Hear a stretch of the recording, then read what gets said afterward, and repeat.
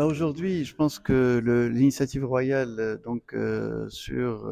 l'Atlantique est une initiative qui a une importance capitale. D'abord parce que, comme vous le savez, l'océan Atlantique et les différentes rives de l'Atlantique offrent un potentiel énorme de développement. Deuxièmement, ça permet aussi de rapprocher l'Afrique à l'Amérique.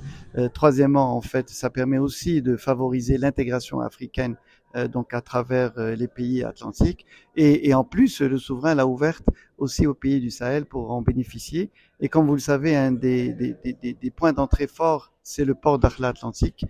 qui s'inscrit dans cette logique d'un port à la lumière de ce qui a été réalisé au niveau de Tangemed, qui a qui est un pôle de développement au niveau de l'ensemble de la région, mais aussi du continent africain. Et à côté de cela, nous tenons à dire que dans le cadre de cette perspective dans le cadre de cette vision, il y a aussi cette volonté de favoriser en fait l'entrée d'un certain nombre de pays au niveau des chaînes de valeur mondiale et de favoriser leur intégration au niveau de l'économie monde, mais aussi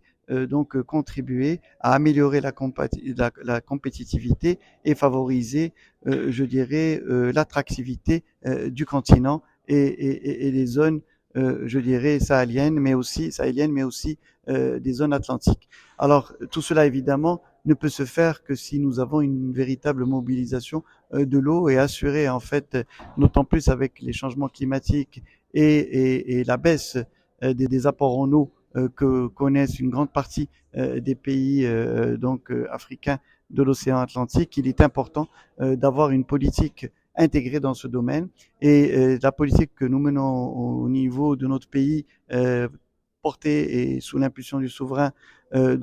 intègre ces différentes dimensions, à savoir la poursuite de la mobilisation de l'eau à travers les barrages, mais aussi la mise en réseau de ces barrages et des bassins pour assurer le transfert d'eau vers les zones les plus riches en eau, vers les zones qui en ont le plus besoin.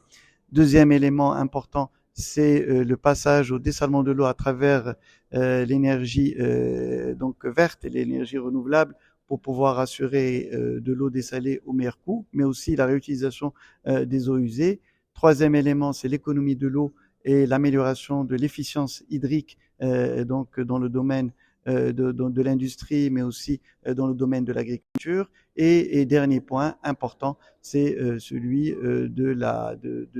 la préservation des ressources en eau dans le cadre des nappes souterraines.